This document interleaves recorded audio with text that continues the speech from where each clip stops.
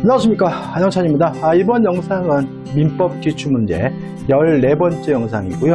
점유권에 관한 첫 번째 영상이거든요. 이 점유권에 대해서도 영상을 두 번으로 나눠서 여러분한테 전달해 드리려고 합니다.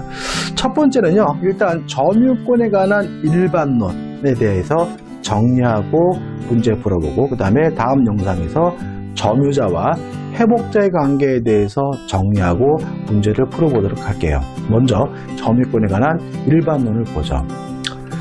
자, 일단 점유권은 뭐냐에 대해서는 제가 설명드리지 않겠습니다. 훔쳤든 뺏었든 사실상 지배하고 있으면 인정되는 권리가 점유권이고요. 따라서 사실상 지배와 점유권은 일치가 돼야 되는데 예외적으로 불일치되는 경우를 우리가 점유의 관념화라고 해요.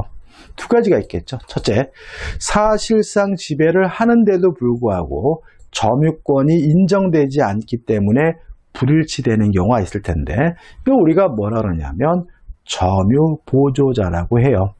그러면 점유보조자라고. 두 번째는 사실상 지배를 하지 않는데도 불구하고 점유권이 인정되기 때문에 불일치되는 경우도 있는데, 이거 우리가 간접 점유자라고 하는 거죠. 그럼 이제 점유보조 생각해 보자고요. 점유보조란 사실상 지배를 하는데도 불구하고 점유권이 없는 사람이거든요. 왜 그러느냐?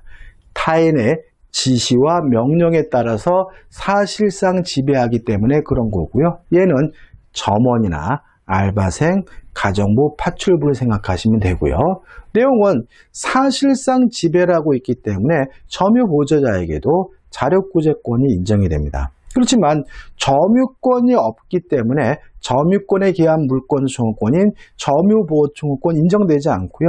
물권적 청구권의 상대방이 될 수도 없는 거죠. 왜냐하면 물권적 청구권의 상대방이 되려면 점유자이어야 하니까요.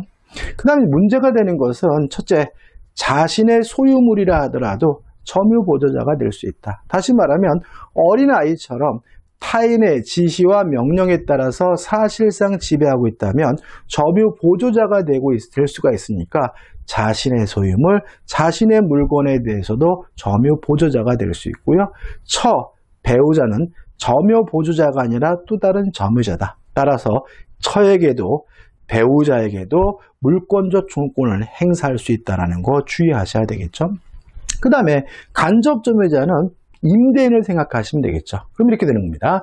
임대인처럼 사실상 지배를 하지 않는데도 불구하고 점유권을 인정받는 사람 우리가 간접 점유자라고 하고, 내용은 사실상 지배를 하지 않기 때문에 이 간접 점유자에게는 자력구제권 인정되지 않아요. 그렇지만 점유권이 있기 때문에 점유권에 기한 물권적 청구권 행사할 수 있고요. 점유보호청구권, 또 물권적 청구권의 상대방이 됩니다. 근데 실제로는 모든 점유와 관련된 내용은 직간접을 불문해요. 자, 물권적 청구권의 상대방 직간접을 불문하고요. 점유 취득 시효하기 위한 점유도 직간접을 불문하고요. 유치권자도 반드시 점유해야 되는데 그것도 직간접을 불문하게 됨을 주의하시기 바라고요. 여기서 좀 설명 필요한 건 이런 거죠. 그죠? 점유는 언제나 직간접을 불문한다. 설명드릴 것은. 자, 임대인입니다. 간접 점유자죠. 자, 자신의 물건을 을에게 임대차를 해서 을이 임차인 직접 점유자인데, 을이 살아야 될 이 집을 병이 불법으로 침탈했어요. 그럼 물론 이 임차인 직접 점유자, 물론 당연히 점유보호청구권 행사할 수 있지만 간접 점유자도 점유자이기 때문에 점유보호청구권 행사할 수가 있는 거거든요. 다만 주의하실 것은 뭐냐면 원칙적으로 누구한테요? 직접 점유자인 임차인에게 돌려주라고 청구를 해야 되고요. 임차인이 받을 수 없거나 거부하는 경우에만 자신에게 반환해달라고 청구할 수 있다는 거 주의하시면 되겠죠. 그 다음에 이제 점유의 기본적 내용입니다. 첫째, 점유의 태형. 점유라고 있으면 몇 가지 사실에 대해서 추정이 돼요. 소유의 의사, 자주, 선의, 병원, 공유는 추정이 되는데 무과실은 추정되지 않는다. 따라서 여기에 관련된 지문이 나오게 되면 무과실이 있는지 없는지 확인하셔야 되고요. 그 다음에 자주점유죠. 자, 자주점유란 소유권이 있는 점유가 아니라 소유의 의사가 있는 점유를 말하기 때문에 자주냐 타주냐를 구별해야 되는데 우리 판례는 객관적, 외형적으로 결정한다. 속으로 무슨 생각을 하고 있는지 주관적 의사는 고려하지 않는다는 거 주의하셔야 되고요. 따라서 만약에 점유 개시 원인이 매매면 그 매매가 무효래도 매매 목적물이 타인 소유물이라 하더라도 일단은 뭐가 되죠? 자주 점유인데 다만 우리 판례에 따른다면 무효임을 알면서 악의로 무단으로 점유한 경우에는 더 이상 자주 점유가 아니라고 판시하고 있는 거 꼭 기억해 주셔요. 그래서 이 부분은 알면서라는 말이 대단히 중요한 거죠. 그 다음에 선의의 점유자가 만약에 본권에 관한 소에서 패소했어요. 그러면 이제 선의에서 악의로 바뀌는데 언제부터 선의에서 악의로 바뀌냐면 소가 제기된 때로부터 소송이 제기된 때로부터 악의 점유자가 되지 패소 판결이 확정된 때 악의 점유자가 되는 것은 아니라는 거 항상 조심하셔야 되고요. 또 점유권의 승계. 자, 점유권의 승계를 받으면 승계에는 자신의 점유만을 주장할 수도 있고 전 점유자와 합산해서 아울러 주장하는 것도 가능한데 만약에 합산해서 아울러 주장하는 경우에는 하자가 승계된다는 거 주의하셔야 되고요. 그 다음에 점유 계속은 추정이 됩니다. 따라서 점유를 시작한 시점과 끝나는 시점, 양 시점만 입증하게 되면 중간은 계속되는 것으로 추정된다는 거 주의하셔야 되고요. 그 다음에 점유자는 점유물에 대해서 행사하는 권리는 적법하게 보유한 것으로 추정이 돼요. 여기서 조심할 점이 있는데 첫째, 이 권리는 소유권을 말한다. 왜냐하면 자주 점유임을 추정받잖아요. 그래서 점유자가 점유하고 있으면 소유자임을 추정받는다는 얘기거든요. 근데 여기서 주의하실 것은 동사는 한다. 부동산은 안 된다. 그죠? 다시 왜냐하면 부동산은 누가 소유자로 추정받습니까? 등기하고 있는 사람이 소유자로 추정을 받고요. 점유하고 있는 사람이 소유자로 추정받는 것은 아니죠. 점유하고 있다는 이유로 소유자로 추정되는 것은 뭐에 대해서만요? 동산에 대해서만 그렇다는 거 잊지 마시기 바랍니다. 자, 그 다음에 이제 점유권에 기한 물권은 소유권, 반환 충고권만 정리하면 되는데 첫째, 침탈이 존재해야 된다. 자, 침탈이라는 말은 강제로 뺏어간다는 말이고요. 훔쳐가거나 강치, 뺏어가는 경우를 의미하게 되고요. 두 번째, 선의의 특별 승계인에게는 행사할 수가 없다는 점. 그 다음에 행사 기간에 제한이 있는데 1년 동안만 행사할 수 있는데 이 1년은 소멸시효가 아니라 제척 기간이고 소송을 제기할 수 있는 출소 기간으로 이해하고 있다는 거 꼭 기억해 두셔야 돼요. 우리 시험 범위에서는 유일한 소송을 제기할 수 있는 기간 출소 기간이기 때문에 주의하셔야 되겠죠. 이거 기억할 건 세 가지예요. 자, 좀 설명드려 볼까요? 자, 갑이 자신이 소유하고 있는 물건을요, 을과 만나가지고 매매 계약을 하고 인도를 해줬어요. 그러고 나서 이 갑이 을과의 매매 계약을 적법하게 사기를 이유로 취소했다면 소급해서 무효가 되니까 갑은 자신의 소유권을 이유로 반환을 청구할 수 있어요. 다만 점유권을 이유로는 반환 청구할 수가 없다. 왜냐하면 점유권을 이유로 반환을 청구하려면 뭐가 필요합니까? 침탈이 필요하죠. 자, 우리 판례에 따른다면 사기당했든 어쨌든 스스로 인도해 준 것은 뭐가 아닙니까? 침탈이 아니기 때문에 침탈이 없는 것이기 때문에 점유권을 이유로는 반환 청구할 수 없다는 입장이고요. 그 다음에 두 번째 생각해 볼 것은 갑이 자신의 물건 을에게 절도를 당했어요. 그럼 이건 뭐가 있는 거죠? 침탈이 있는 거죠. 따라서 갑은 을에게 점유권을 이유로 반환을 청구하는 것이 가능한 상태인데 만약 을이 병에게 팔아먹고 인도해줬고 병이 만약에 선이라면 갑은 병에게 점유권을 이유로는 반환 청구할 수가 없다. 왜냐하면 선의의 특별 승계인에게는 뭐하지 못하죠? 행사하지 못하기 때문이다. 까지 정리하시면 되겠죠. 그래서 이제 우리가 점유권에 대해서는 점유자와 회복자만 다음 강의 때 정리하면 끝나게 됩니다. 자, 이거 가지고 이제 우리가 기출문제를 풀어보도록 하겠습니다.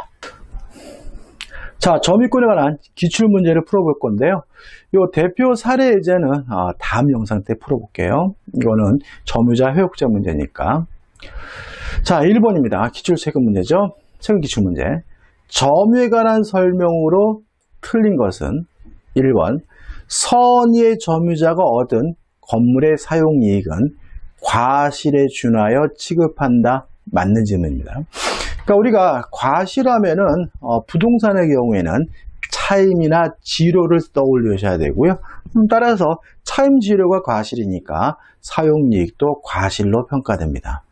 2번 건물의 소유의 목적으로 타인의 토지를 임차한 자. 그럼 이 사람의 점유 개시 원인은 임대차니까 그 점유는 타주 점유이다. 맞는 질문이 되겠죠. 2번 점유물이 멸실 훼손된 경우 다음 강의 때 정리할 건데 선의의 타주 점유자는 현존이익 한도 내에서 배상 책임을 진다. X입니다. 왜냐하면 현존이익 한도 내에서 배상 책임이 발생하려면 선의이고 거기다가 자주 점유여야 해요. 따라서 틀린 지문은 3번이 답이네. 2번, 4번 선의 점유자라도 본권에 관한 소에서 패소하면 언제 악의 점유자가 되죠? 소재기 시부터 악의 점유자가 되니까 소재기 시부터 악의 점유자를 본다. 맞는 지문이네요. 5번 공사대금 지급을 위해 부동산의 양도담보 설정 취지로 분양계약을 체결한 경우 수분양자는 그럼 이 사람은 실질적으로 뭐 하는 거죠? 소유자인 겁니다. 소유자지만 이 수분양자는 목적물을 사실상 지배하지는 않기 때문에 목적 부동산을 간접 점유한다. 맞는 지문이 되는 거죠. 따라서 이 문제의 답은 3번이고 이 자세한 것은 제가 다음 강의 때 정리해 드릴 거예요. 2번입니다. 간접 점유에 관한 설명으로 틀린 것을 찾네요. 1번 주택임대차보호법상의 대항요건의 인도. 자, 항상 모든 점유는 직간접을 빌문하잖아요. 따라서 임차인이 주택의 간접 점유를 취득하는 경우에도 인정될 수 있다. 맞는 질문이죠. 다시 말하면 주택임대차보호법상 대항력을 취득하려면 인도받고 주민등록을 해야 되는데 인도받는다는 말은 목적물을 점유해야 된다는 말이고요. 물론 직간접을 불문합니다. 2번 점유 취득시의 기초인 점유에는 직간접을 불문하니까 간접 점유도 포함된다. 맞는 질문이죠. 3번 직접 점유자 그 점유를 임의로 양도했어요. 그러면 자신의 의사에 따라서 양도한 것이니까 침탈이 아니죠. 따라서 그 점유 이전이 간접 점유자의 의사에 반하더라도 간접 점유가 침탈된 것은 아니다. 맞는 질문이죠. 4번 간접 점유자도 사실상 지배하지는 않고 있지만 점유권이 인정되는 사람이기 때문에 점유보호청구권 인정되지 않는다. X가 되고요. 답은 4번이 되는 거죠. 5번 점유 매개를 발생시키는 법률행위가 무효예요. 예를 들어서 임대차 계약이 무효예요. 무효라서 그 목적물을 임차인으로부터 돌려받아야 돼요. 그렇다 하더라도 임대인은 여전히 간접 점유자인 것이니까 점유 매개 관계를 발생시키는 법률행위가 무효라 하더라도 간접 점유는 인정될 수 있다. 맞는 질문이 되는 거죠. 답은 4번이 됩니다. 3번입니다. 점유에 관한 설명으로 옳은 것은 1번 점유자의 점유가 자주 점유인지 타주 점유인지 여부는 주관적 의사는 고려하지 않고 그 점유를 개시한 원인을 객관적 외형적으로 따져야 된다는 것이 우리 판례 입장이므로 점유자의 내심의 의사에 의하여 결정된다. X가 되는 거죠. 자, 2번 점유자는 자주점유임을 추정받죠. 따라서 스스로 입증할 필요가 없고요. 입증할 필요가 없는데 입증하려다가 실패했더라도 여전히 그 점유는 자주점유인 거예요. 따라서 점유자의 점유권원의 주장이 인정되지 않는다는 것만으로도 자주점유 주장이 깨진다. X가 되는 거죠. 왜요? 점유자는 추정을 받음으로 스스로 뭐 할 필요 없어요? 입증할 필요가 없는 자니까 입증하려다가 실패했다는 이유로 그 추정이 깨지는 것은 아닙니다. 3번 점유물이 멸실 훼손된 경우 선의의 타주점유죠. 전부를 배상해야죠. 왜요? 선이고 자주점인 경우만 현존이익이니까 이익이 현존하는 한도 내에서 회복자에게 배상 책임을 진다. X가 되는 거죠. 요 4번도 이제 점유자 회복제가 관한 문제인데 악의 점유자는 과실 없이 과실을 수취하지 못했어요. 자, 악의 점유자는 과실 수취권이 없기 때문에 수취한 과실은 반환해야 되고요. 수취하지 못한 때는 대가라도 보상을 해줘야 되거든요. 근데 여기서 조심할 것은 악의 점유자가 과실을 수취하지 못했다는 이유로 대가를 보상해줘야 되는 경우는 자신의 과실로 과실을 수취하지 못한 때 하나입니다. 따라서 과실 없이 과실을 수취하지 못한 때에는 대가를 배상할 필요가 없으므로 그 과실의 대가를 회복자에게 보상하여야 한다. X가 되는 거죠. 답은 뭐죠? 5번입니다. 점유자의 특정 승계인은 자신만의 점유를 주장할 수도 있고 앞점유자 점유를 합산해서 주장하는 것이 가능하지만 합산해서 주장하게 되면 뭐가 승계가 되죠? 하자가 승계가 되죠. 따라서 자기의 점유와 전점유자 점유를 아울러 주장하는 경우 그 하자도 승계된다는 지문은 맞는 지문이죠. 답은 뭐죠? 5번이 되는 거죠. 4번입니다. 점유권에 관한 설명으로 틀린 것은 자, 점유권과 본권은 별개의 권리인 거거든요. 따라서 1번 점유권에 기인한 손은 본권에 관한 이유로 재판할 수 있다. X가 되는 거죠.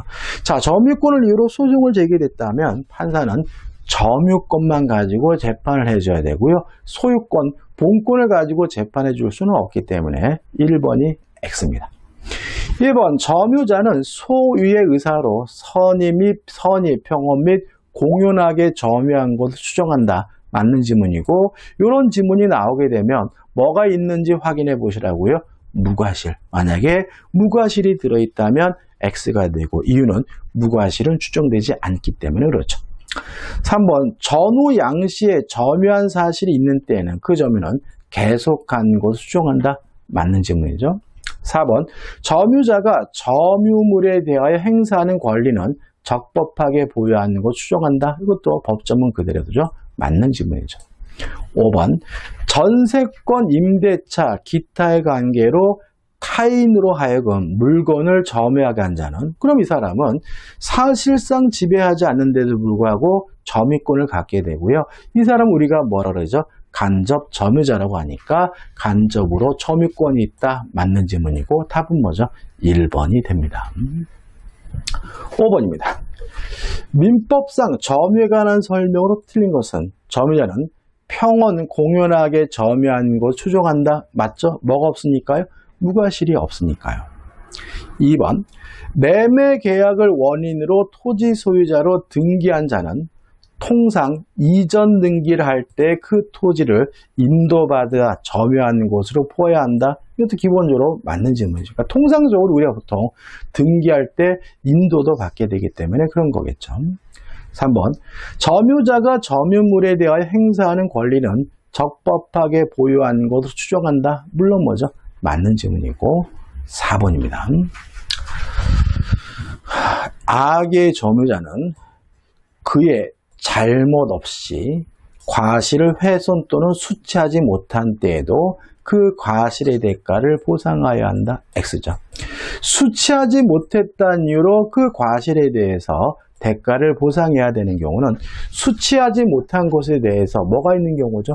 과실이 있는 경우죠. 따라서 잘못 없이 수취하지 못했다면 대가를 변상할 필요가 없기 때문에 답은 뭐죠? 4번이 되는 거죠. 그죠? 틀린 거니까. 5번 점유자의 특정 승계인은 자기의 점유와 전 점유자 점유를 아울러 주장할 수 있다. 맞는 질문이고 다시 말씀드리지만 아울러 합산해서 주장하게 되면 뭐가 승계가 되죠? 하자가 승계가 됩니다. 자, 6번입니다. 점유에 관한 설명으로 옳은 것은 1번 점유 매개 관계의 직접 점유자. 누가 떠오르시나요? 임차인 떠오르시죠?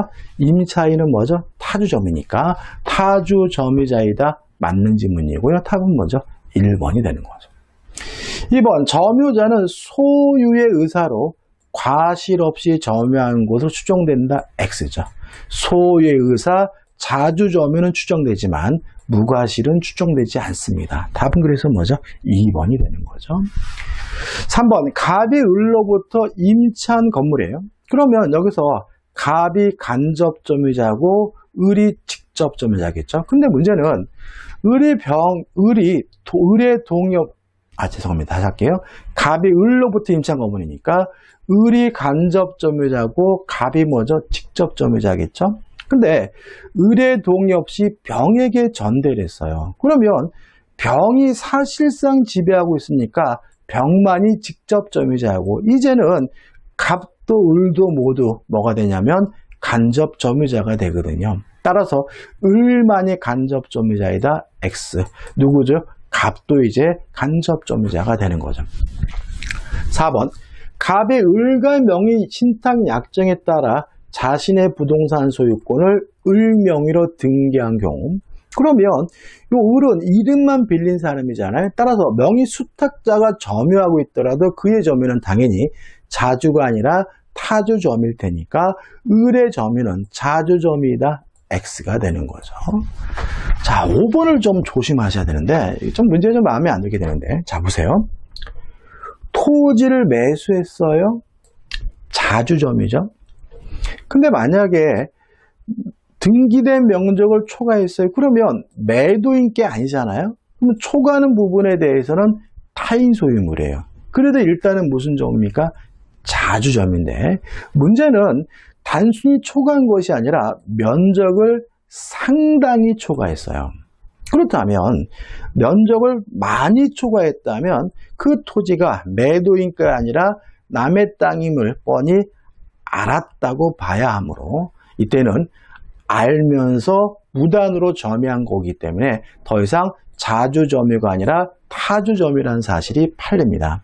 판례 입장입니다. 그래서 우리 판례는 원래 상당히 초과했다면 매수인이 알았기 때문에 그 사람의 점유는 자주가 아니라 타주라고 설명하고 있어요. 그래서 우리가 일반적으로 그냥 조금 넘었어요. 그러면 몰랐을 테니까 매수니까 여전히 무슨 점이에요? 자주점인데, 상당히 많이 초과했다면 남의 땅인지 뻔히 알았으니까 그때는 초과된 범위에서 자주가 아니라 타주가 된다는 것이 우리 판례 입장이라는 거 조심하셔야 돼요. 5번, 실제 면적이 등기된 면적을 상당히 초과하는 토지를 매수하여 인도받은 때에는 특별한 사정이 없는 한 초과 부분의 점유는 자주점유이다. X가 되는 거죠. 따라서 옳은 지문은 뭐만 옳습니까? 1번만 옳기 때문에 1번이 답이 되는 거죠. 자, 7번부터는 이제 본격적으로 점유자 회복자에 관한 문제가 나오니까요. 다음 영상에서 점유자 회복자에 대해서 정리하고 문제를 풀 거거든요. 그래서 다음 영상에서는 우리가 요 대표 사례 문제부터 풀고 나머지 7번부터 점유권에 관한 문제를 풀어보도록 하겠습니다.